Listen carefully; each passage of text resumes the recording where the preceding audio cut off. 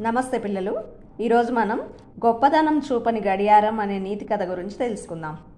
ఒక పల్లెటూరులోని స్కూల్లో గోడకి ఒక గడియారం వేలాడుతూ ఉండేది. అది చాలా మామూలు గడియారం. రోజు టైంని చూపించేది. కానీ ఎవరూ దాన్ని పట్టించుకునేవారు కాదు. ఒకరోజు కొత్తగా వచ్చిన స్టూడెంట్ దాన్ని శ్రద్ధగా చూశాడు. ప్రతి గంటకి అది శబ్దం చేస్తూ పిల్లలకి క్లాసులు మారే సమయం గుర్తు చేస్తోంది. కానీ ఎవరు దానికి థ్యాంక్స్ చెప్పడం లేదు. ఒకరోజు ఆ గడియారం ఆగిపోయింది. అప్పటి వరకు దాన్ని పట్టించుకోని పిల్లలందరూ క్లాసులు మిస్ అయ్యారు. అలాగే టీచర్స్ కూడా టైం తెలియక క్లాస్ తీసుకోవడానికి కన్ఫ్యూజ్ అయ్యారు.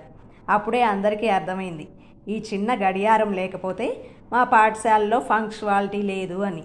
వెంటనే స్కూల్ అటెండర్ వచ్చి దాన్ని బాగా క్లీన్ చేసి మళ్ళీ పనిచేసేలా చేశాడు.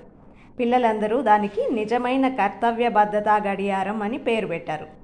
నీతి: ప్రతి చిన్న పని చేసే వ్యక్తిని అతి సాధారణంగా చూడొద్దు.